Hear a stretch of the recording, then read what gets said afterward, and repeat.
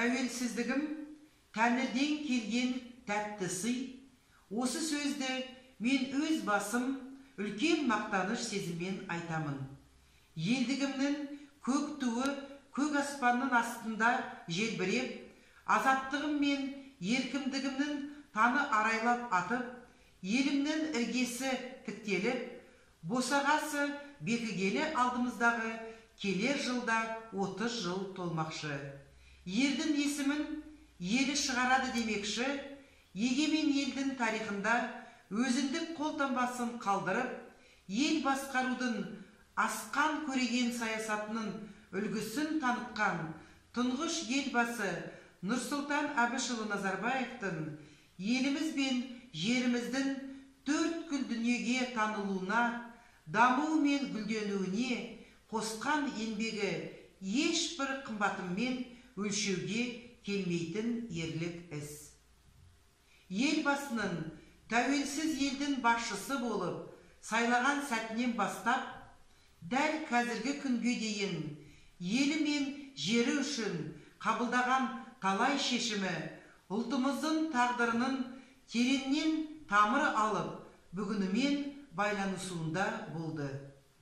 Соның бірегейі ретінде елбасы бастамасымен құрылған бір ұлт, бір тағдыр деген ұғымға айналған Қазақстан Республикасының Ассамблеясына биылғы жылы 25 жыл толып отыр.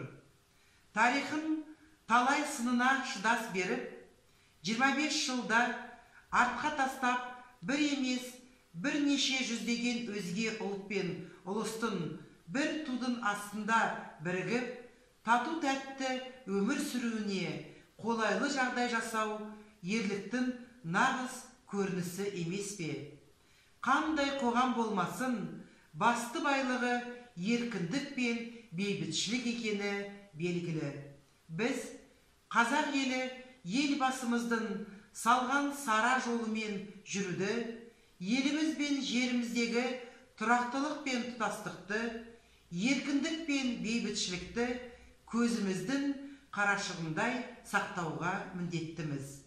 Біз ел тәуелсіздігінің 30 жылында өзімізді өзге елдермен терезесі тең, тарихы терең, болашағы баянды ел ретінде таныттық. Мен өз ұлтының адал патриоты ретінде ел дамуы мен гүлденуіне өз үлесімді қосуды өзіме азаматтық парыз деп санаймын. Елімнің алдағы күндерден алары көп болсын. Береке мен ырыстың, татулық пен бірліктің мекені болған қасиетті ұлы далам бейбітшілігін мәңгі болсын.